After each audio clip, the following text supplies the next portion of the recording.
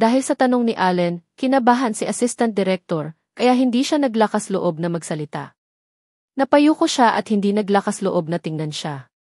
Sabihin mo, hindi ba napaka-professional mo ngayon? O nakita mo ba na magkaibigan kami ni Arya? Kaya, wala kang lakas ng loob na ipagpatuloy ang ginawa mo ngayon lang. Director Jones, lahat ito ay hindi pagkakaunawaan. Kaya kong ipaliwanag. Hindi ko talaga akalain na magkaibigan kayo ni Miss Arya. Nautal na paliwanag ni Assistant Director, umaasang makahingi ng tawad kay Allen. Hindi pagkakaunawaan. Ganyan ba ang pakikitungo mo sa mga artista?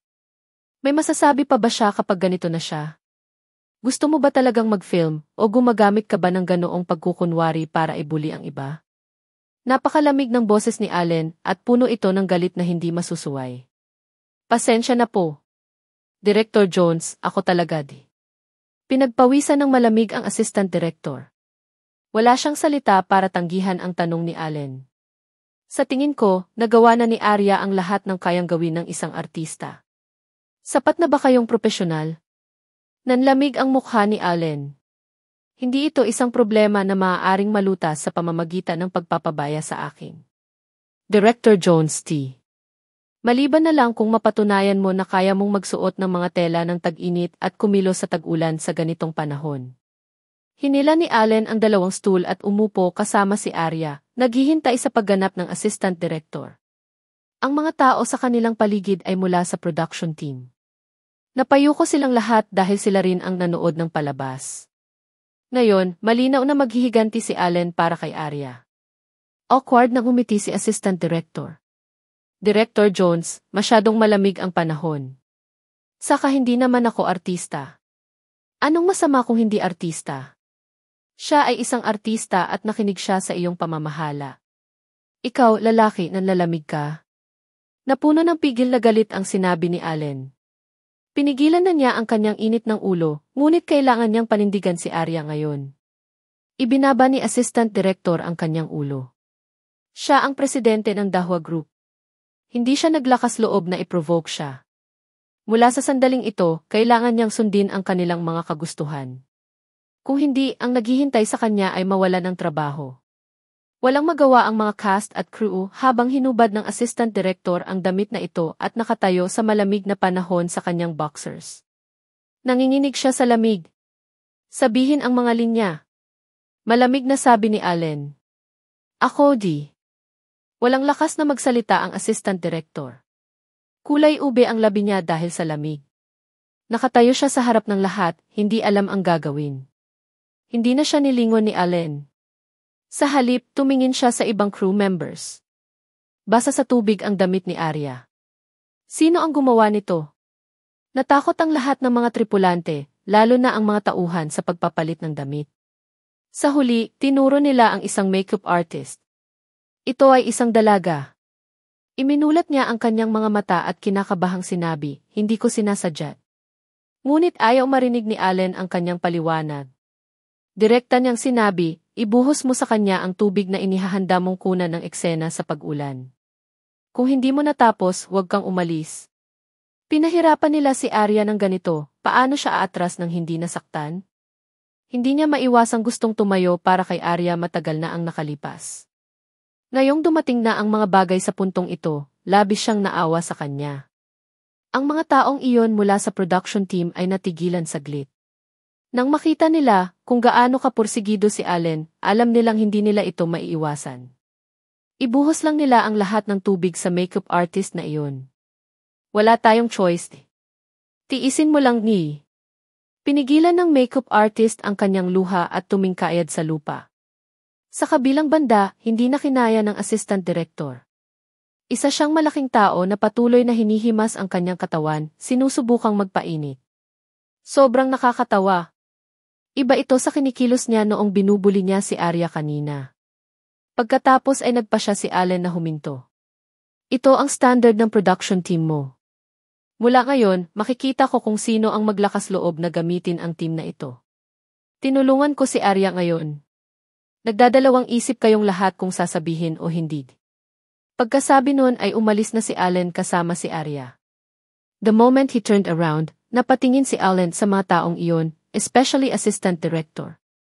Nagmamadaling ibinaba ni Assistant Director ang kanyang ulo sa takot. Sakalang binawi ni Allen ang kanyang tingin. Mabilis namang sumunod sina Justin at Luna. Pinalibutan ng crew ang Assistant Director. Okay ka lang ba? Natigilan si Assistant Director, ngunit nalulunok lang niya ang sakit. Hindi niya inaasahan na mas malupit si Allen kaysa sa mga chismis. Kiara, pinatay mo ako this time. Hindi man lang niya inimbestigahan ang background ni Arya at hinayaan siyang maghiganti para sa kanya. Ignorante sa kamatayan. Sa pagbabalik, si Justin ang nagmamaneho ng sasakyan. Si Luna ay nakaupo sa passenger seat habang sina Arya at Allen ay nasa backseat. Talagang magkapare sila. Wala na sa mukha ni Allen ang galit mula kanina, tanging pag-aalala at kawalan ng magawa. Maingat niyang pinrotektahan si Arya, natatakot na malamig ang kanyang mga paa. Pinagsalikop niya ang kanyang mga palad para mainitan siya. Nang makitang unti-unting bumabawi ang mukha ni Arya, gumaan ang pakiramdam niya. Kaya lang napakaraming makabuluhang bagay ang nakatago sa kanyang mga mata. Okay na ako ngayon. Natakot si Arya na hindi siya maniwala, kaya seryoso niyang sinabi. Walang sinabi si Allen. Si Arya ay patuloy na kumilos ng may pagkukunwari, hanggang ngayon ay naglakad ako ng hakbang-hakbang. Sanay na ako sa mga ganitong bagay. Hindi ko sila pinabayaan, ni hindi ko hinayaan ang sarili kong magdusa. Huwag kang mag-alala. Malamig na ibinaling ni Allen ang kanyang ulo. Masyadong mapang-api ang kapaligiran. Kinailangang aminin ni Justin na si Allen ay mas makapangyarihan kaysa sa naisip niya. Parang emperador ang aura sa paligid niya. Ang kanyang kalupitan sa mga tagalabas at ang kanyang kahinahunan kay Arya ay bumuo ng isang malaking kaibahan.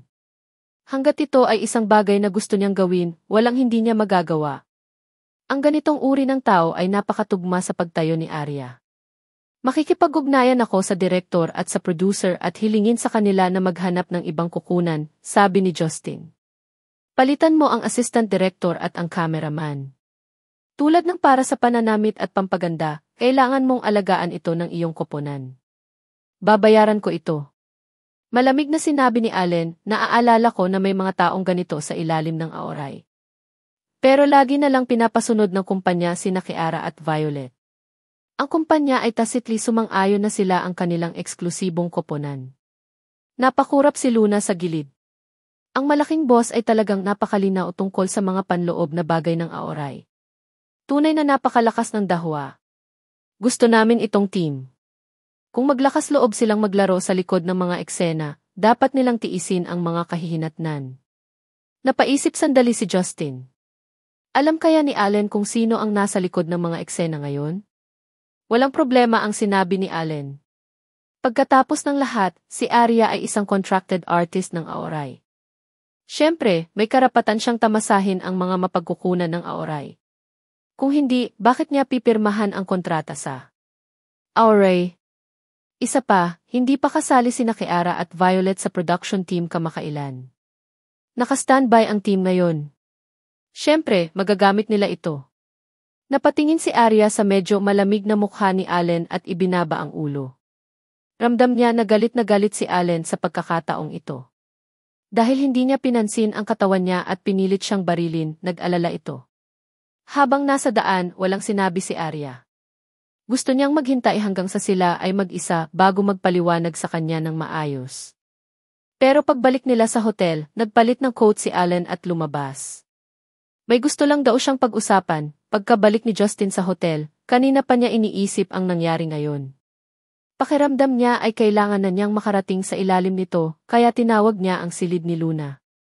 Alam kong tatawag ka. Ano ang gusto mong itanong? Magtanong ka. Mukhang matagal ang hinihintay ni Luna ang tawag niya. Seryoso ba si Allen kay Arya? Ano ang relasyon nila? Magkasintahan? Oh. Bedmates. Siyempre, seryoso. Simula nang ikasal siya, naging napakabuti niya kay Arya. Nakangiting sagot ni Luna. Nagpakasal si Alan Jones? Hindi inaasahan ni Justin na titiisin ni Arya ang pagkakakilanlan ng kanyang bedmate para sa pag-ibig. Kaya naman ayaw niyang ipaalam sa publiko ang kanilang relasyon. Kung tutuusin, maraming artista sa entertainment industry ang nagkaroon ng ganoong pribadong buhay. Naubo si Luna nang marinig iyon. Ano bang iniisip mo? I mean mag-asawa sila. Ang nagpakasal kay Allen ay si Arya. Huminto sandali si Luna, naiintindihan ko kung bakit ka magugulat ngayon. Noong una, hindi ako naglakas loob na maniwala. Akala ko hindi makayanan ni Arya ang pagkabigla matapos makipaghiwalay kay Daniel at random na nakahanap ng mapapangasawa. Ngunit pinatunayan ng mga katotohanan na ginawa ni Arya ang tamang pagpili. Bagaman ang kanilang relasyon ay hindi isinapubliko at nasa estado ng reclusive marriage, talagang minahal ni Allen si Arya ng buong puso. Sa entertainment circle, sino kaya ang katulad ni Allen na kayang italaga ang buong puso niya sa isang babaeng may pagkakakilanlan? Sa kanyang puso, si Justin ay tahimik na kinasusuklaman ang kanyang orihinal na mga iniisip. Talagang may kapareha si Arya. Justin, kanina pa naglalakad si Arya dito. Hindi talaga madali. Ngayong manager ka na niya, hindi na maitatago sa iyo ang mga bagay na ito. Pero gusto ko lang sabihin sa iyo na gawin mo ng maayos ang trabaho mo. Mataimtim na sagot ni Justin. Huwag kang mag-alala, naiintindihan ko. Originally, nag-aalala siya na baka masaktan si Arya dahil sa relasyon nito. Ngunit kung si Alan Jones iyon. Hiniling ni Justin na palitan ang assistant director at ang cameraman, tumawag din siya sa Auray team para pansamantalang isantabi ang shooting. Hindi nagkalat ang bagay na ito, kaya dapat ay ito ang intensyon ni Allen. Hanggat gusto niyang gawin ito, walang hindi niya magagawa. Kanina pa hinihintay ni Arya si Allen. Umupo siya sa sofa ng hotel. Nang marinig niyang bumukas ang pinto ay agad siyang tumayo. Hindi pa rin tulog. Tiningnan ni Allen ang oras at pinalambot ang tono nito. Hinihintay kita. Gusto kong magpaliwanag sa iyo. Naglakad si Arya at marahang hinawakan ang kanyang kamay. Alam kong mahal mo ako at ayaw mo akong makitang nahihirapan pero ganoon din sa akin. Gusto kong gamitin ang sarili kong lakas para tumayo sa tabi mo. Alam ko ang nararamdaman mo at alam ko rin na hindi mo hahayaan ang mga nang-aapi sa akin. Pero Allen, may mga bagay na gusto kong gawin sa sarili kong mga kamay. Mapagkakatiwalaan mo ako, okay? Nakatingin sa kanyang mga mata at nakikinig sa kanyang mga salita, hindi na magawang magalit si Allen. Ayokong makialam sa iyo, basta, baka sa kanyang gwapong mukha ang pagkatalo. Sa harap niya, ano ang dapat niyang gawin? Bigyan mo pa ako ng oras. Niyakap ni Arya si Allen at ipinatong ang ulo sa dibdib nito. Nakikita ko na tinutulungan mo akong ilabas ang galit ko ngayon, pakiramdam ko napakaka-refree ko rin. Pagharap sa mga taong iyon, dapat ganito. Ikaw. Lumapit si Allen at ipinulupot ang braso sa biwang niya. Ano ang dapat niyang gawin sa batang ito? Alam ni Arya na hindi na siya magagalit. Inabot niya ang kamay niya at dahan-dahang hinubad ang shirt nito. Hubby, huwag kang magalit, nagtiptoed si Arya at bumulong sa braso ni Allen. Malinaw na inaakit siya nito. Nawala ang galit ni Allen sa kanyang pang-aakit. Ibinaba niya ang kanyang ulo at mapusok na hinalikan ang mga labi nito nang bumagsak ang dalawa sa kama sa likuran niya. Kanina pa hinihintay ni Justin ang tawag ni Melinda pagkatapos tumawag sa kumpanya. Inayos niya na matapos ni Arya ang paggawa ng pelikula sa lalong madaling panahon. Hindi maganda para sa sinuman kung hindi sila magkakaroon ng magandang oras kasama ang mga tripulante. Kung tutuusin, si Assistant Director ang unang gumawa ng gulo at sadyang ginulo si Arya. Kung sino ang nag-udyok sa kanya mula sa likuran. Gabi na, nagkusa si Melinda na tawagan si Justin. Hindi maganda ang tono niya. Paano mo nagawa? Bakit hindi mo muna sinabi sa akin noong tumawag ka sa team? Wala naman talaga kaming magagawa sa crew. Arya at Assistant Director, bago pa matapos ni Justin ang kanyang mga salita, pinutol na siya ni Melinda. Justin, alam mo bang ginagamit ni Kiara ang team all this time? Ngayong bigla mo na lang itong inilipat, paano ko ipapaliwanag? Napabuntong hininga si Melinda. Naka-standby din ang team na iyon. Ilang araw lang ito. Hindi mangyayari yan. Ang kumpanya ay dapat magkaroon ng mga patakaran. Ayokong makitang mangyari ulit ito. Napakatatag ng ugali ni Melinda. Nang marinig ito, ibinuka ni Justin ang kanyang bibig. Melinda, mahirap intindihin ang iniisip mo. Napagtanto din ni Melinda na medyo matalas ang kanyang ugali. Mabilis niyang binagalan ang tono. Justin, wala akong choice. Si Kiara din ang inilabas ko mag-isa. Hindi ko makakalimutan ang dati kong pagkatao kapag may bago akong tao. Ako rin ay nasa isang mahirap na posisyon. Nagkaroon na ng sariling paghusga si Justin at hindi na nagsalita pa kay Melinda. Pagkatapos niyang ibaba ang telepono, pinag-isipan niyang mabuti ang relasyon ni Arya at Allen at sa nakaraang karanasan ni Arya. Mula sa sandaling nalantad siya para sa audition ni Caroline, nakipaglaban siya sa kanyang paraan upang makaalis sa pagkakakulong. Sa pagkakataong iyon, nasa tabi niya ang anino ni Allen. Bagamat walang nakahuli sa kanya, kung hindi dahil sa pag-aalaga ni Allen sa mga taong nasa likod niya, hindi madaling mapapawi ni Arya ang mga tsismis na iyon. At matapos pumirma si Auray ng kontrata sa kanya, ibinigay ba nila ang lahat ng pinakamahusay na mapagkukunan kay Arya ayon sa kontrata? Matapos pilitin ni Melinda si Maria, natakot siya na may iba ng plano si Melinda. Nanghihiram kay Arya upang hayaan siyang bumalik sa Auray, hindi siya sumuko kay Walter at hinayaan silang bumuo ng isang pagkapatas.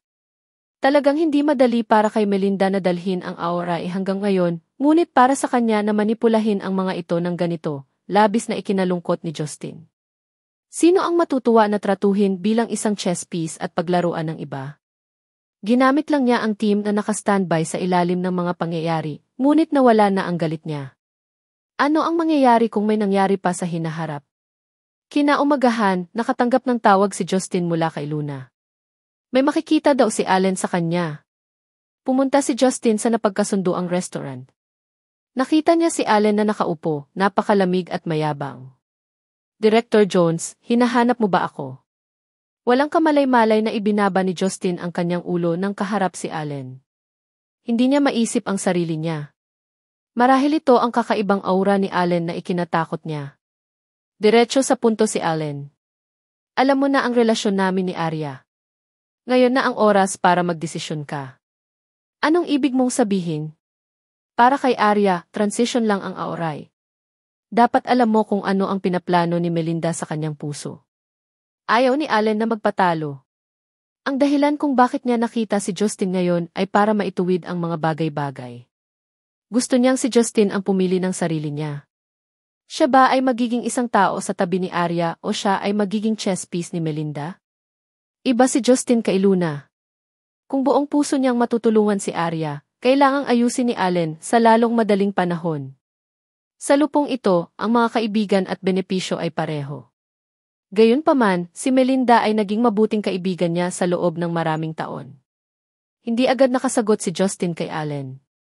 Kailangan ko ng oras para mag-isip tungkol dito. Hindi naman nagmamadaling humingi ng sagot si Allen. Nang magdesisyon si Justin na pag-isipan ito, napailing na siya. Ang Auray pa rin ba ang kumpanyang pamilyar sa kanya? Alam ba ni Arya ang tungkol sa iniisip ni Melinda? Tanong ni Justin.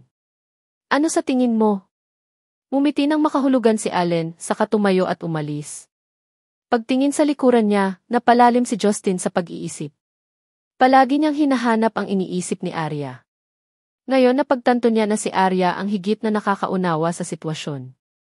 Matapos ang mga bagay na ito, taos-pusong umaasa si Justin na si Arya ay maaaring maging isang internasyonal na superstar. Ang kanyang kakayahan ay talagang karapat-dapat sa posisyon na iyon. Kung ginagamit ni Melinda si Arya, pansamantalang hindi niya ito maiisip. Ngunit sa pagkakataong ito, nanawagan ang paggawa ng pelikula para sa makeup team ng Auray. Ang bagay na ito ay nagtanong kay Kiara tungkol sa proseso ng higit sa isang beses. Director Carter, may trip ako. Hindi pa rin balak ni Arya na ibalik sa akin ang team. Tumawag na ako para himukin ang bagay na ito. Ang side nila ay nagsu-film din pagkatapos nito, ibabalik nila kaagad ang koponan sa iyo. Siguradong hindi ka makakaapekto. Sinubukan ni Melinda ang lahat para patatagin siya. Kung ganoon ay maghihintay lang ako, ngumiti si Kiara at nagkunwaring walang pakialam habang palabas ng opisina ni Melinda. Narinig na niya ang tungkol sa assistant director. Ngunit sino nga ba ang lalaking lumabas sa venue ng paggawa ng pelikula noong araw na iyon? Walang nangahas na banggitin ito. Nautal din si assistant director para pagtakpan kaya. Si Kiara lang kahit na ginamit ni Arya ang kanyang mga koneksyon para palitan ang staff, pero paano kung sumali siya sa shooting? After the later editing, how many scenes could have left? Nang matapos ang shooting ng guest role, bumalik kaagad si Arya. Habang nasa daan, tulala ang tingin ni Justin sa susunod na biyahe. Anong mali? Tanong ni Luna. Gusto ng international renowned jewelry brand na head na si Arya ay mag-shoot ng promotional advertisement at maging tagapagsalita para sa kanilang wedding ring series. Kalmadong pagkukwento ni Justin. Iyan ay isang magandang bagay. Narinig ko na ang brand na ito. Maganda ang impluensya nito. Nakangiting tumingin si Luna kay Arya. Anong problema? Alam ni Arya na si Justin ay isang maingat na tao. May dahilan kung bakit siya balisa. Inendorso lang ni Arya ang wedding ring series nila this time. Pero next month, magiging spokesperson na si Kiara ng kanilang global series. Ibig sabihin, gusto ni Kiara na gamitin ang pamamaraang ito para ipakita sa atin na mas makapangyarihan siya kaysa kay Arya. Gusto niyang gamitin ang pamamaraang ito para patunayan na hindi na malaki ang reputasyon ni Arya. Sa karamihan, kukuha lang siya ng isang maliit na patalastas at hindi sa internasyonal na yugto. Napabuntong hininga si Justin at nagmarka sa kanyang notes, kung hindi, susuko pa rin tayo. Hindi, kukunin ko. Pinutol siya ni Arya. Ngunit ang paggawa nito ay katumbas ng pagbibigay ng senyales sa publiko. Iyon ay, ang impluensya ni Arya ay hindi kasing laki ng kay Kiara. Gusto siyang pigilan ni Justin, ngunit nang naisip niyang ang nasa likod ni Arya ay si Allen, ano ang dapat ipag-alala? Walang bagay na hindi magawa ni Dahua. Bilang karagdagan sa proteksyon at pagmamahal ni Allen para kay Arya, ito ay isang patalastas lamang. Hindi ito pinansin ni Arya. Talagang nagustuhan niya ang tatak na ito. Pagkatapos ng insidenteng ito sa base ng pelikula at telebisyon, mahigpit na sinundan ni Allen ang mga galaw ni Arya. After knowing that she will shoot the advertisement, nagkaroon siya ng idea. Maghanap ng paraan para makipag-ugnayan sa taong namamahala sa Keith. Gusto ko silang makilala. Sabi ni Allen sa kanyang sekretarya. Gusto ng presidente na mag-order ng sing-sing. Matapang na hula ni Martin. Pagkatapos ng lahat, ang With Effie ay isang internationally renowned brand ng wedding rings. Kahit na ang British royal family ay gagamitin ang kanilang tatak ng mga sing-sing bilang mga sing-sing sa kasal. Sa kasaysayan ng mga tatak ng alahas, ang tatak na ito ay natatangi at may mahabang kasaysayan. Lalo na ang custom-made na brand ng kanilang mga brand, masasabing kakaiba ito sa mundo. Napaka-curious mo ba? Isang mapanganib na tingin ang ipinakita ni Allen. Hindi po, sir. Gagawin ko agad. Hindi na nga si Martin na magsalita pa. Mabilis siyang pumasok sa trabaho. Gayunpaman, ang katotohanan ay kahit na si Allen ang gumawa ng utos, hindi pa rin niya ito magagawa. Maliban kung siya at si Arya ay gumawa ng isang pampublikong relasyon, si Arya ay hindi maaaring magsuot ng sing-sing sa lahat ng oras. Sa kabilang banda, dinala rin ni Justin si Arya sa Auray para pag-usapan ang pag-endorso ng commercial na ito kasama si Melinda. Pagpasok nila sa kumpanya, lahat ng mga empleyadong nakasalubong nila ay nakatingin sa kanila ng kakaiba. Kalmadong dumaan si Arya at hindi ito isinapuso. Sa opisina, umiti si Melinda at humawak ng isang tasa ng kape. Arya, napagkamalan ka. Nakipag-usap na ako sa panig na iyon at hiniling sa kanila na wakasan ang ganitong uri ng pag-ugali. Salamat Direk Carter. Sana hindi maapektuhan ang mood mo na mag-shoot ng mga advertisement para sa kid. Ang tema ng commercial na ito ay pagtutok sa mga love lines. Ang pangunahing lalaki ay si Oliver Chen. Pakiramdam ko ito ay lubhang kapaki-pakinabang sa iyo. Dapat mong samantalahin ang pagkakataong ito. Tumingin sa kanya si Arya at hindi nagsalita. Sa kabilang banda, medyo nag-alala si Justin nang marinig ang pangalan. Nagkaroon ng iskandalo si Oliver sa 3 babaeng modelo noong nakaraang buwan. Sa simula ng buwang ito, kinunan siya ng paparazzi para pumunta sa isang bar kasama ang isang artista. Ang kanyang katanyagan ay pinukaw ng iskandalo, tama ba? Isa rin ito sa mga advantage niya. Ito ay isang magandang pagkakataon. Nakangiting sabi ni Melinda. Pero Arya di. Nilunok ni Justin ang kanyang sinabi sa kalahati. Ang ilang mga bagay na sinabi na masyadong malinaw ay magiging sanhi ng kanilang dalawa na hindi makababa sa entablado. Malinaw na alam ni Melinda na may manliligaw si Arya at gusto pa niyang gumawa siya ng iskandalo. Malinaw, nakaramdam ito ng problema kay Arya. Kailan pa nahulog ang mga Aorai sa paggamit ng ganitong paraan para sumikat ang mga tao? Lahat ng ito para sa kinabukasan ni Arya. May pinadala na ako para kontakin si Oliver. Magkikita tayo sa Jade Pavilion Hotel mamayang alas 8. Tahimik lang na pinagmamasdan ni Arya ang lahat ng ito na para bang wala siyang emosyon. Tila matiis lang niya ito, ngunit alam ni Justin na tiyak na hindi tatanggapin ni Arya ang high. Kung handa siyang i-hype ito, masikat na siya kaysa ngayon. Hindi siya magiging interesado sa isang platform tulad ng Aorai. Director Carter, mas gusto kong patunayan ang aking sarili sa aking mga kakayahan sa pag-arte. Arya, masyadong mabagal. Alam kong may kakayahan ka, pero minsan ginagamit mo ang iyong mga kakayahan para mapaganda ang mga bagay-bagay. Kailangan mo lang magpakita at makilala si Oliver. Ipaubaya sa amin ang natitira. Dahil sa sinabi ni Melinda, hindi na masabi ng mga tao kung ano ang mali. Bahagyang nagdilim ang mga mata ni Arya. Alam niya ang ibig sabihin ni Melinda. Dahil isa ka ng artista ng Aorai, syempre gagawa ako ng pinakamahusay at pinakamabilis na landas para sa iyo. Kung magagamit mo ang pamamaraang ito para makakuha ng sapat na katanyagan, bakit hindi mo ito gamitin? Si Melinda ay parang sinusubukang kumbinsihin siya ng dahan-dahan, ngunit kung hindi ito tatanggapin ni Arya, baka hindi siya magpakita ng awa. Biglang nakialam si Justin sa kanilang pag-uusap, Director Carter, alam kong gusto mong pataasin ang kasikatan ni Arya, pero ayaw ni Arya na ang ganitong paraan ay mapalitan ng resources at kasikatan. At saka, ako ang manager ni Arya. Bakit hindi ko alam ang bagay na ito? Narinig ni Melinda ang mga katagang ito at naging komplikado ang kanyang ekspresyon.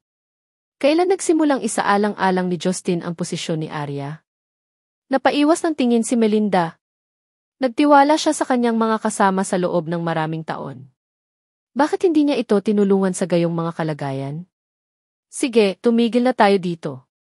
Si Arya ay nagtrabaho ng husto sa lahat ng paraan. Bumalik na tayo at magpahinga. Malapit nang magkaroon ng bagong trabaho. Ngumiti si Melinda at tumingin kay Arya. May mga bagay pa kaming dapat pag-usapan ni Justin. Pwede bang bumalik ka sa sarili mo? Kung ganoon ay mauuna na ako. Simpleng sagot ni Arya at malinis na tumayo at umalis. Wala siyang ipinaglalaban para sa kanyang sarili at syempre wala siyang balak na purihin siya. Pinanood siya ni Justin na umalis at bumuntong hininga. Akmang kukunin na niya ang tasa ng kape ay bumuka ang bibig ni Melinda. Napakabilis mong naging subordinate ni Arya. Ang kapaligiran ng opisina ay iba sa nakaraan. May kaunting galit din ang mga mata ni Melinda. Ilang araw na lang at hindi mo ako siniseryoso. Umiling si Justin, tumayo at tumingin ng diretso kay Melinda.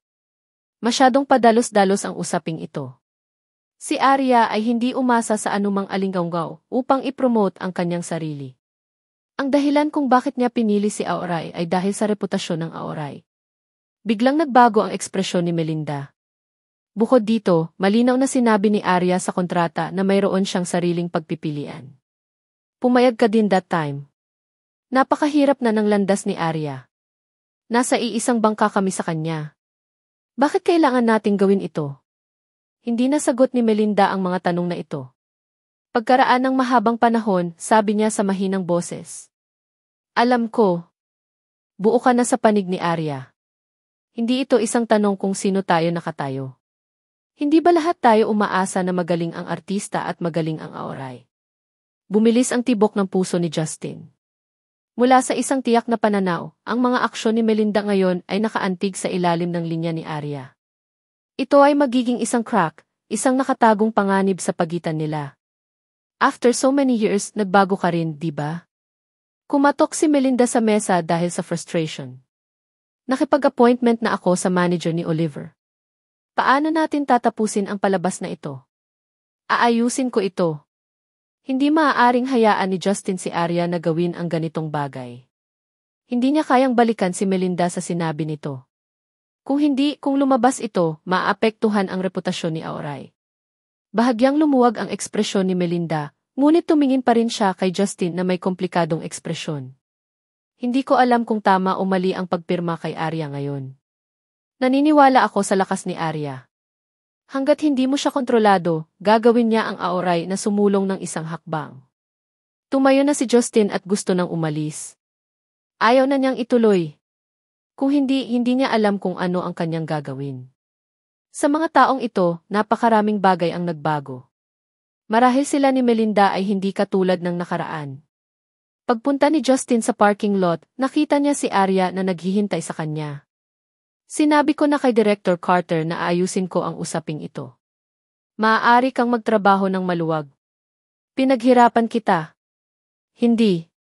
Kung nagawa mo ito ng isang beses, kailangan mong gawin itong muli. Ang kompromiso ng artist ay magpapalala pa sa brokerage agency. Walang makapaghula kung ano ang mangyayari pagkatapos ng hapunan. Ibinaba ni Justin ang kanyang ulo. Hindi iyan ang landas na dapat mong tahakin. Salamat sa iyong pag-unawa. Nakahinga ng maluwag si Arya. Akala ko iba ang aora sa ibang kumpanya. Hindi nila pipilitin ang mga artista na gumawa ng anumang bagay na marumi. Kung ikaw iyon, hindi ka pipilitin ni Dahua na gawin ito. Hindi maintindihan ni Justin si Arya, ngunit pinili niya ang pinakamahirap na landas. Napangiti si Arya. Paanong hindi niya maintindihan ang kahulugan sa likod ng mga salita nito? Sa ngayon, hindi ako qualified. Hindi ako makakalaban kay Melinda. Hindi ito makikinabang sa akin. Huwag kang mag-alala. Ako na ang bahala dito. Trabaho ng manager na makitungo sa mga artista at kumpanya. Ang kailangan mong gawin ay maglagay ng magandang palabas. Nagpakita ng kasiyahan si Arya. Kailangan ko talagang magpasalamat kay Melinda sa pagpayag na gawin mo ang trabaho ng manager ko. Napangiti si Justin. Bumalik ka at magpahinga. Kapag may oras ka para tingnan ang impormasyon ni Giz, ako na ang bahala sa bagay ni Oliver. Pagkaalis ni Arya sa Auray, naglakad siya patungo sa Dahua at dinyal ang numero ni Allen. Busy ka ba? Maya-maya lang ay sinagot ang telepono. Mahinang tanong ni Arya. Medyo na-miss mo ba ako? Napaawang ang labi ni Arya. Gusto mo bang sabihin na medyo abala ka o gusto mong itanong kung medyo na-miss kita? Hindi ako busy. Nasaan ka pupunta ako at hahanapin ka? Sa ibaba ng Dahua. Umangat ang ulo ni Arya at tumingin sa direksyon ng opisina ni Allen. Hintayin mo ako. Bababa ako agad. Binaba ni Allen ang telepono at sinabi sa lalaking nakaupo sa tapat niya. Manager Ford, tapos na ang usapin na ito. Walang problema. Ang singsing ay ihahatid sa iyo sa oras ng appointment. Ito ay natatangi sa mundo. Ipaparating sa kanya ang iyong damdamin ng hindi nagkakamali. Lumingon si Allen kay Martin at sinabing, Baba muna ako at ipapadala mo kay Manager Ford mamaya. Okay, President. Mabilis na pumasok si Allen sa elevator. Ayaw niyang malaman ni Arya ang tungkol sa kanyang sorpresa nang masyadong maaga. Nakita niya si Arya na nakaupo sa coffee table sa unang palapag. Siya ay matikas at komportable. Sumilay ang ngiti sa kanyang gwapong mukha. Lumapit siya at nagtanong ng maginoo. Pwede ba akong umupo dito? Tumango si Arya nang marinig ang pamilyar na boses. Naman. Nagkatinginan silang dalawa at mumiti. Maaga pa naman. Di ba sabi mo pupunta ka sa company? Natapos ito ng napakaaga. Naramdaman ni Allen na iba ang ekspresyon ni Arya sa karaniwan. Medyo nalungkot si Arya. Sa kanyang maingat na pagmamasid, hindi niya maitago ang kanyang pagkabigo, kaya sinabi niya kay Allen ang nangyari sa Auray ngayon. Nararamdaman ko na ang usaping ito ay hindi kasing simple ng tila. Magkaiba ang ugali namin ni Melinda sa bagay na ito, at ito ang uri ng hindi pagkakasundo na hindi maaaring ikompromiso. At saka, nasa gitna sina Kiara at Violet, nag-aalala ako. Tahimik na nakinig si Allen at hindi nagpahayag ng anumang opinyon. Ang kasalukuyang siya ay isang ordinaryong tao lamang na nakinig sa puso ng kanyang asawa. Naniniwala ako sa desisyon mo. Ang ibinigay niya ay walang katapusang suporta at paghihikayat. Maaari mong piliin na huwag gawin ang mga bagay na hindi mo gustong gawin. Stepping stone lang ang Auray. Ang ultimate goal mo, diba? Kahit anong mangyari, gagawin ko ang lahat. Huwag kang mag-alala at huwag kang matakot, okay? Magiliw na tiningnan ni Allen si Arya, puno ng pag-aalala at pagmamahal ang mga mata nito. Wala akong kinatatakutan na kasama ka rito. Feeling ko kakaiba talaga ang mga tao. Hindi naman ganito ang Melinda na kilala ko noon. Sa oras na iyon, nakatayo pa rin kami sa isang tabi. Ngayon, nagbago na tayo. Lumapit si Arya at hinawakan ang kamay ni Allen. Iba't ibang side, iba rin ang paraan ng paggawa. Ang ilang mga relasyon ay hindi maaaring baguhin. Halimbawa, siya ang presidente ng Aoray at ikaw ay isang artista ng Aoray. Naiintindihan ko. Madiin na tumango si Arya. Sa susunod na pagtrato ni Melinda sa kanya, ay hindi na siya magdadalawang isip na pahirapan ang una. Pagkatapos ng lahat, ang bawat isa ay may kanya-kanyang prinsipyo sa paggawa ng mga bagay at ayaw niyang pilitin ang sarili. Alas 8 ng gabing iyon, dumating si Justin sa Jade Pavilion Hotel gaya ng nakatakda. Nang pumasok si Oliver kasama ang kanyang manager, nalaman niyang si Justin lang pala. Si Oliver ang pinakasikat na binata sa nakalipas na 2 taon. Naging sikat siya sa mga idol drama at maraming advertisement. Sa gwapong hitsura, naging sikat siyang rising star. Napanood siya sa maraming sikat na idol na drama. Gusto ni Melinda na gamitin ang katanyagan ni Oliver para i-hype siya, pero may dahilan siya. Gayunpaman, pinili niya ang maling tao. Nasaan si Arya? Tanong ng manager ni Oliver. Hindi nakasagot ng diretso si Justin. Sa halip, kinuha niya ang kanyang baso. Sorry talaga. Nagkasakit si Arya sa huling pelikula. Siya ay nasa ospital pa rin na may gi. Walang paraan na narito siya. Siya mismo ang humiling sa akin na pumunta at humingi ng tawad sa iyo. Hinatak agad ng manager ang mahabang mukha. Anong klaseng dahilan ito? Ano sa tingin mo ang ating Oliver? Huwag mong intindihin. Gusto ka rin talagang makita ni Arya. Palagi niyang inaabangan ang kooperasyong ito. Nakita na ni Arya ang lahat ng eksenang kinunan mo. Sinabi pa niya na ikaw ang pinakasikat na aktor na gusto niyang makakolaborate. Nakangiting paliwanag ni Justin. Ganoon ba talaga ang tingin niya? Bata pa si Oliver at agresibo. Nang marinig niya ang mga katagang ito, lumuwag ang kanyang ekspresyon. Siyempre naman. Tiningnan ni Oliver ang ekspresyon ni Justin at maya-maya isinabi. CJ, gusto ko lang siyang makilala bago magtrabaho at makilala ang isa't isa. Dahil siya ay may sakit, pagkatapos ay kamustahin siya sa ngalan ko. Tara na. Isinuot ni Oliver ang kanyang sunglasses at umalis. Nang makita ni Justin ang pagsara ng pinto ay malamig siyang umiti. Sa impormasyong nakalap niya, tila hindi madaling pakitunguhan si Oliver. Ang bagay na ito ay maaari lamang harapin dahil sa mukha. Oliver, naniniwala ka ba talaga na may sakit siya? 2 hakbang pasulong ang manager ni Oliver at nagtanong. Kite, sinong maniniwala sa ganyang palusot? Inilabas ni Oliver ang kanyang telepono sa isang marahas na paraan. Siya ay sadyang pinatayo ako at random na nagpadala ng isang tao upang sirain ako. Isipin mo na lang na may sakit siya. Kapag nagsimula na ang shooting, pakikitunguhan ko rin siyang mabuti minsan. Pagdating ng panahon, tingnan natin kung ano ang mangyayari sa kanya. Kung wala ako, ang importanteng male lead, tingnan natin kung paano siya kumukuha ng litrato. Ngunit ang direktor na ito na namamahala sa shooting advertisement ay mukhang hindi madaling harapin. Medyo nag-alala ang manager. Alam niya ang ugali ni Oliver. Kung ang mga bagay ay nawalan ng kontrol, hindi ito magiging mabuti para sa sinuman. Humanap ka na lang ng random na ospital para makakuha ng certificate at sabihin na wala ako sa mabuting kalusugan. Ni hindi mo alam kung paano gawin ang maliit na bagay? Napatingin si Oliver sa manager. Hindi man siya matagal sa industriya, sikat na sikat siya. Walang nangahas na baliwalain siya ng ganito, not to mention na isa siyang female celebrity na nahimatay. Okay, intindihin mo. Napansin ng sabsaban ang kanyang sinabi at sumunod sa kanyang likuran. Isang araw o 2 na ang pagiging mayabang ni Oliver. Ang kumpanya ng kanyang ama ay may daan-daang milyong ari-arian. Madalas siyang namumuhunan sa mga pelikula at drama para sa kanyang debut. Alam ng lahat sa industriya na hindi niya gagawing kakaiba ang mga bagay para kay Oliver.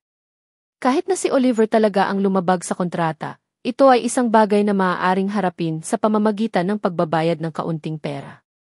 Para sa kanya, ito ay isang pangungusap lamang. Ngunit si Arya, ang bawat pagkakataong makukuha niya ay hindi madaling makuha.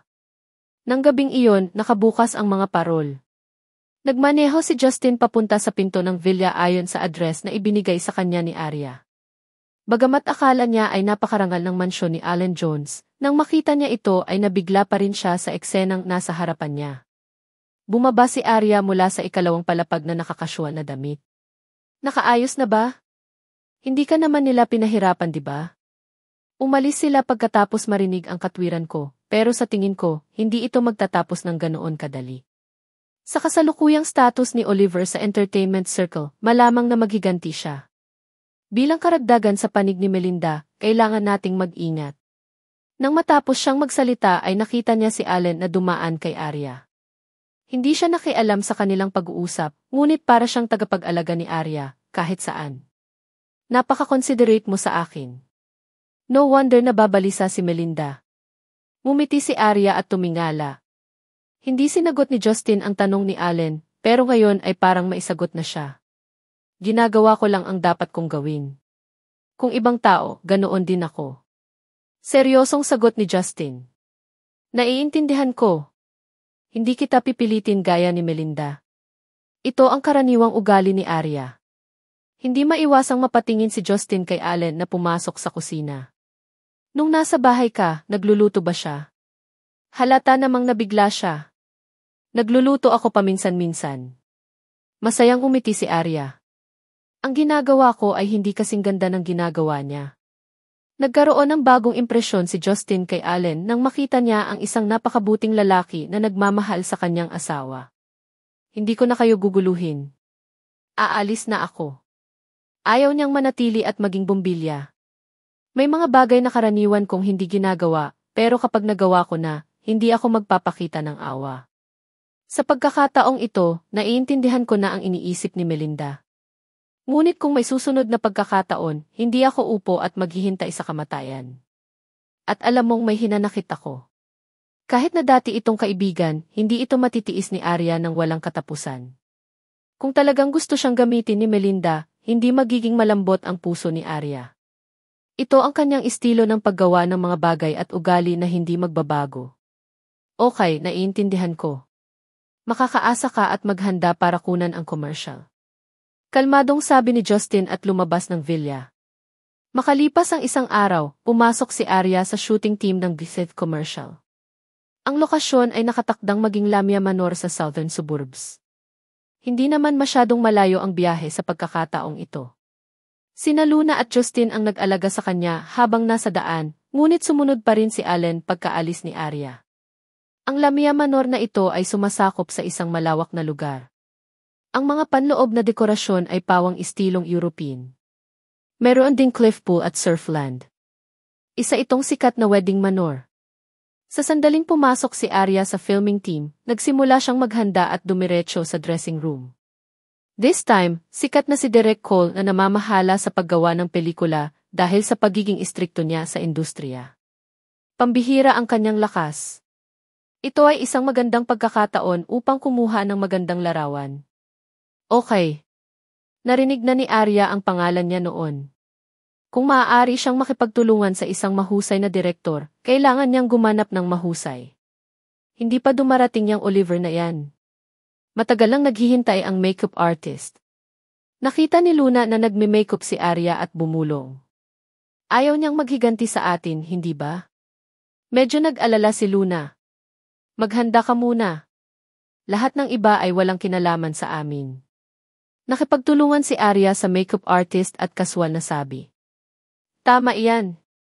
Inilabas ni Luna ang isang napakagandang kahon ng alahas mula sa gilid. Ito ang alahas na isusuot mo ngayon. Maingat niyang binuksan iyon at ipinakita ang mga alahas sa loob. Napasulyap lang si Arya at naakit sa set ng alahas na ito. Nadama niya na ang estilo ay napakasimple at makabago. Iyon ang paborito niyang estilo. Sa orihinal, nagustuhan niya ang mga alahas ni Gith. Ang hanay ng mga alahas na ito ay tinatawag na halik ng tunay na pag-ibig. Isa lang daw ang set sa mundo. Nabook na ito ng isang AE na customer. Pumasok ang person in charge ni Geet at nagpaliwanag sa kanila.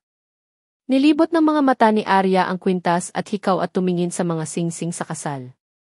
Ngumiti ang manager ni Geet at kinuha ito para sa kanya. Ang peres ng wedding ring na ito ay custom-made para sa asawa ng bisitang iyon. Sinabi niya na sila lang ang nakakaalam ng kahulugan ng pares ng singsing na ito. Ang ganitong uri ng kakaibang pamamaraan ng pag-ukit ay maaari lamang gawin ng aming kumpanya. Kasama ng mga diamante ng South Africa, ang katapatan na nakatago sa pares ng mga singsing na ito ay hindi masusukat sa presyo. Hinawakan ito ni Arya sa kamay at tinignan. May mga titik pang ang nakaukit dito. Ang pattern ay eksaktong kapareho ng sa kanyang bracelet. Hindi ito maaaring isang pagkakataon. Huminga siya ng malalim at bahagyang nanginginig ang kamay niya habang pinupulot ang card sa jewelry box. Ito ay hindi maaaring di. Luna curious na lumipat palapit. Nang makita niya ang mga salita sa card, natigilan siya. Siya ang nag-utos nito. Diyos, ito ay masyadong romantiko. Simpleng salita lang ang nakalagay sa purple printed card. Naway samahan ka ng aking puso sa natitirang bahagi ng iyong buhay, Ge. Nangingilid ang luha sa mga mata ni Arya. Matagal niyang tiningnan ang card at bumulong sa mahinang boses. Natanggap ko na ang nararamdaman mo. Ito ay isang panghabang buhay na pangako. Masaya at naka-move on din si Luna para kay Arya sa mga oras na ito. Ang kanyang kasal ay hindi isang bagay na maaaring patunayan ng isang sertipiko ng kasal. Mahal talaga nilang dalawa ang isa't isa. Akmang batiin siya ni Luna, isang figura ang pumasok sa dressing room. Tinapik ni Luna ang balikat ni Arya.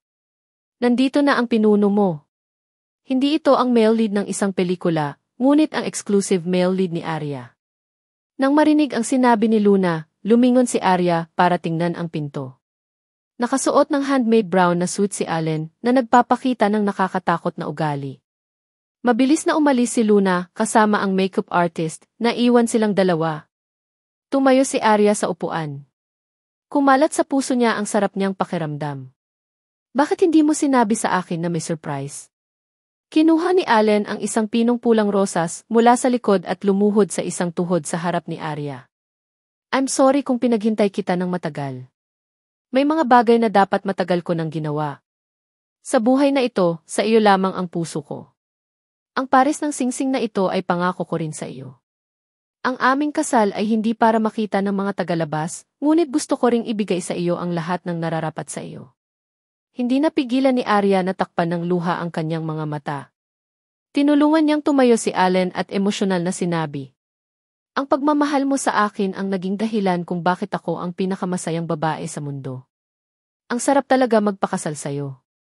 Hinawakan siya ni Allen sa kanyang mga braso. Nagyakapan silang dalawa at nagpalitan ng singsing. Hindi ito ang singsing na kukunan mo ng litrato mamaya. Ang singsing na ginawa ni Gehe ay mukhang walang kaugnayan sa singsing. Kapag pinagsama-sama na lang sila magiging peres. Kaya kahit magkasama sina Allen at Arya, walang magiging problema. Bilang karagdagan, hindi siya ang tagapagsalita ng Gehe, kaya lohikal na isuot niya ang alahas ng tatak na ito. Napakagandabi ang mga daliri ng paninirang puri ni Arya ay mas maganda dahil sa dekorasyon ng singsing. Kailangan mo pang mag-shoot mamaya. Aalis muna ako. Ngumiti ng malumanay si Allen. Marahan niya itong hinalikan sa likod ng kamay at naglakad palabas. Nang makitang umalis si Allen, bumalik si Luna sa dressing room. Looking at your happy face, I am really happy for you, napaiyak na si Luna sa labas. Pinagmamasdan niya si Arya na naglalakad hanggang ngayon. Nakita niya ang lahat ng sakit na dinanas ni Arya. Ngayon kayong magkakasamang nagsusuot ng kakaibang singsing na pangkasal sa mundo. Kahit nasaan ka man, maaalala mo ang isa't isa at maghintay. Balang araw ay isapubliko ang inyong relasyon at ang peres ng singsing na ito ay magiging pinakamagandang souvenir din. Hinubad ni Arya ang singsing at ibinigay kay Luna para alagaan. Magsisimula na ba ito? May ingay na ang mga tauhan na naghahanda sa labas. Handa na ang lahat, ngunit wala si Oliver. Naramdaman ni Luna na mailayunin siya. Gayunpaman, hindi ko akalain na magtatagumpay siya ng ganoon kadali ngayon. Si Derek Cole ay hindi isang taong magpapagaan. Kung magdulot ng labis na gulo si Oliver, hindi ito kukonsintihin ni Director Cole. Matapang na hula ni Luna. Mayroon ding posibilidad na baguhin ang male lead on the spot. Ngunit kung si Oliver ang papalitan, hindi kami makakahanap ng angkop na male lead sa ngayon. Ang mga lalaking aktor na napili ay hindi partikular na angkop. Medyo nag-alala si Justin. Talaga? Biglang nagkaroon ng matapang na ideya si Arya. Bagamat hindi niya ito sinabi ng malakas, sapat na iyon. Sa kabilang side naman ay nakahiga si Oliver sa sofa sa villa na nanonood ng TV at mumunguya ng gum sa inip. Nakita niya ang kanyang manager na tumatakbong balisa at walang tiyaga na suminghot. Anong meron ngayon?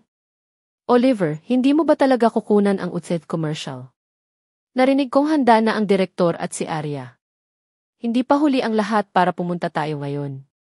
Sinubukan ng manager na hikayatin si Oliver sa mahinang boses.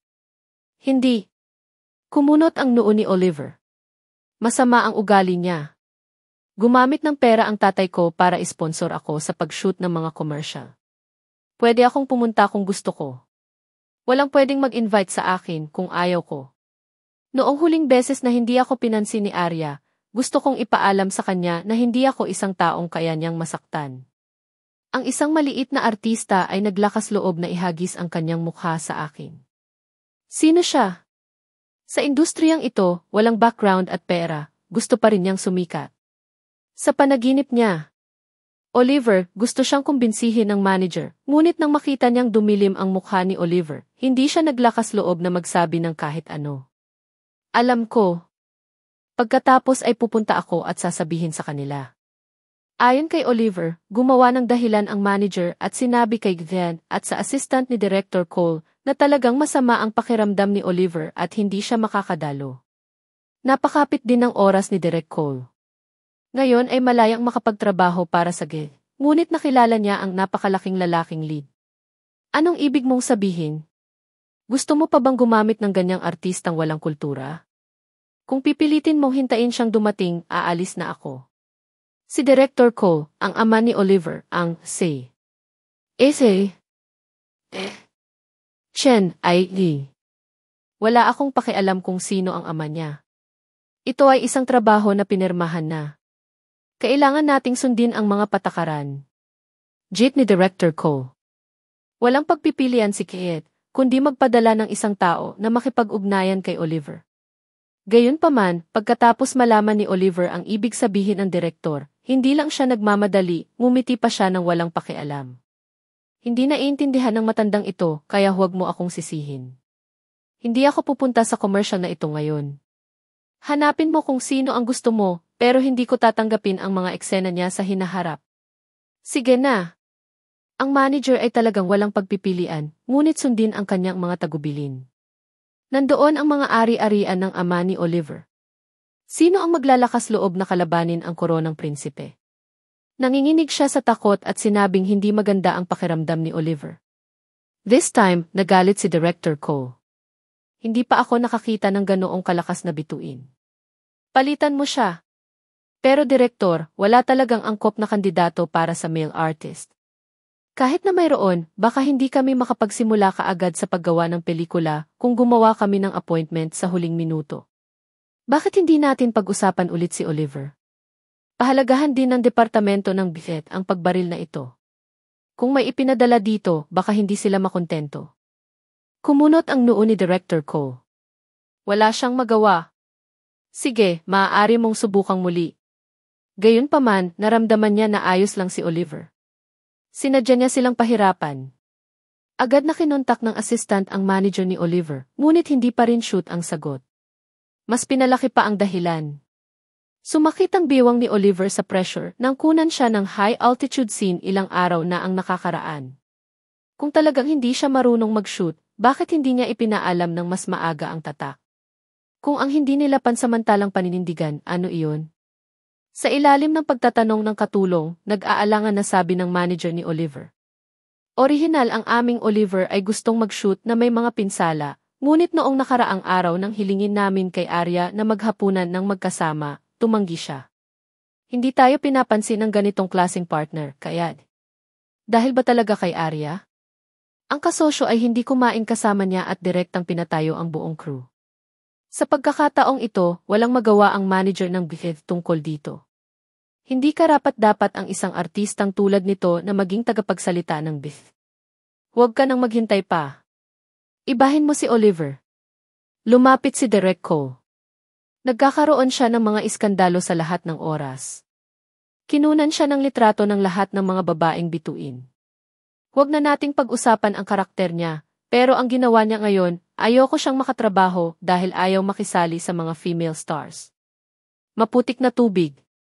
Ayokong i-hype ang mga bagay-bagay sa kanya. Hindi pa ako nakakita ng ganoong kakaibang bituin sa lahat ng mga taon ng trabaho ko. I will never invite him to act in easily feature scenes. Kung kaya ng kanyang ama, hayaan mo akong palitan niya ako. Sumang-ayon naman ang direktor ng Gwiset at ang assistant ng direktor. Gayunpaman, ang tanong ng pagpapalit sa kanya ay sunod-sunod na dumating. Director Cole, wala pa ba si Oliver? Handa na si Arya. Lumapit si Justin at nagtanong. Ito awkward na sabi ng assistant ng direktor. Natatakot akong hindi dumating si Oliver.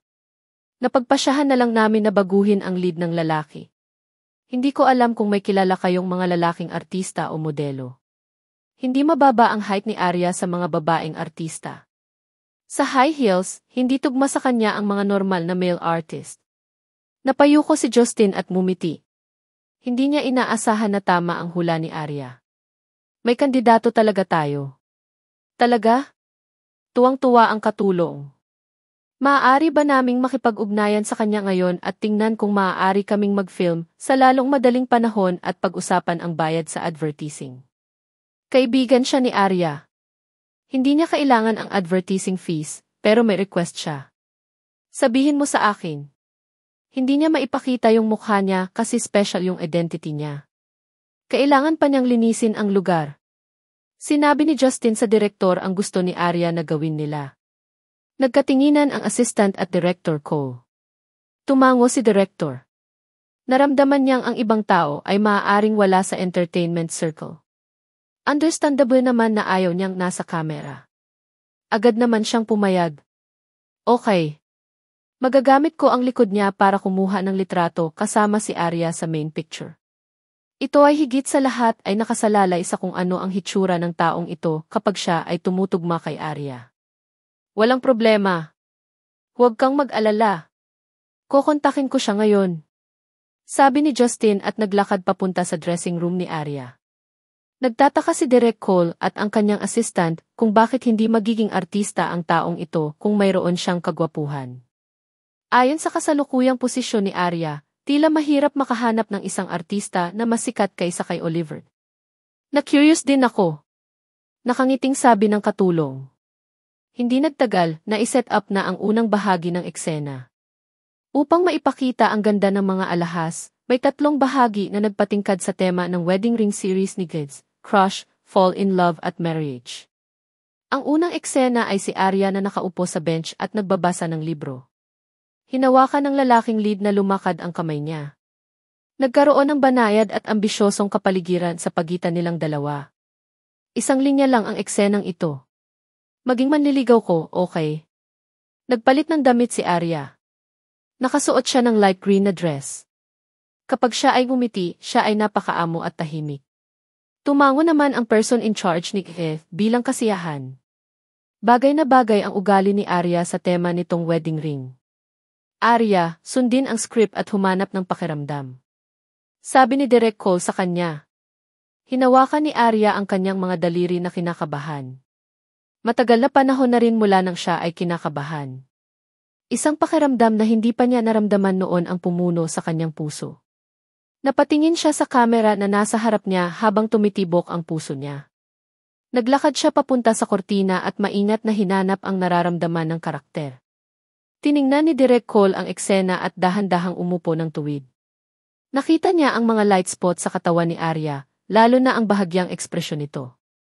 Upang maipasok ang karakter sa napakaikling panahon at maipasok ang kaluluwa ng karakter sa kanyang husay sa pag-arte, napakabihirang ng ganitong uri ng aktor. Tumingala ang babaeng lead mula sa libro. Nang makita niya ang lalaking lead, nagulat muna siya, pagkatapos ay gumalaw, at sa wakas ay nahihiya. Perpektong nilalaro niya ito. Pinakamahalaga, sa panahon ng pagtatanghal, siya ay napaka-infectious at hindi nakaramdam ng kahihiyan. Hindi sumama sa kanya si Oliver para magtrabaho. Magsisisi lang siya. Tumigil ka. Nagtaas ng kamay si Derek Cole at sumigaw. Talagang hindi problema ang performance ni Arya. Nawala ang pag-aalala sa mukha niya. Kailan darating ang male lead? Nakarating na siya. Siya ay nagpapalit ng kanyang mga tela sa silid ng pagpapalit. Tingnan natin kung paano itong kaibigan na inimbitahan niya. Kung hindi ito angkop, hayaan si Arya na kumuha ng mga larawan ng mag-isa. Okay, Derek Cole. Napansin ng katulong na si Director Cole ay lubos na nasiyahan sa pagganap ni Arya at nakahinga ng maluwag. Kung hindi, sino ang nakakaalam kung gaano katagal ang pagbaril? Sabi ni Justin sa may hawak ng witchen mula sa kabila. Handa na ang male lead. Paki-clear ang lugar. Agad namang ginawa ng staff ang sinabi sa kanila.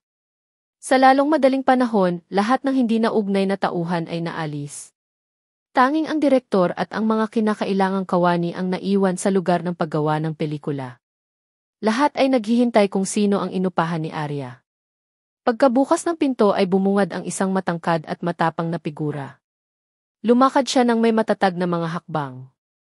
Director. Director Jones. Alan Jones. Paano ito posible? Natigilan ang lahat ng staff. Ang taong kinuha ni Arya ay talagang presidente ng Dahua Group, isang maalamat na figura sa entertainment circle. Pinuntahan niya talaga si Arya. Wala nang mas nakakagulat pa rito. Mabilis na lumapit ang namamahala sa Director Jones, hindi ko talaga akalain na makikita kita dito. Sobrang respeto nila kay Allen. Hindi ko rin inaasahan iyon, mahinahong sagot ni Allen. Then, this time's shooting key hindi alam ng kinaukulan kung paano ipahayag ang kanyang nararamdaman. Ang taong nakatayo sa harap niya ay ang presidente ng Dahua. Hindi sila makapaniwala na inimbitahan talaga siya ni Arya. Nabalitaan ko na may problema si Arya, kaya lalo akong lumapit para tulungan siya. Kaswal na sabi ni Allen, ngunit nagbigay ito ng pahiwatig sa mga tao na kaibigan siya ni Arya. Isang kaibigan na maaaring huminto sa kanyang trabaho at lumapit upang tumulong para sa kanya.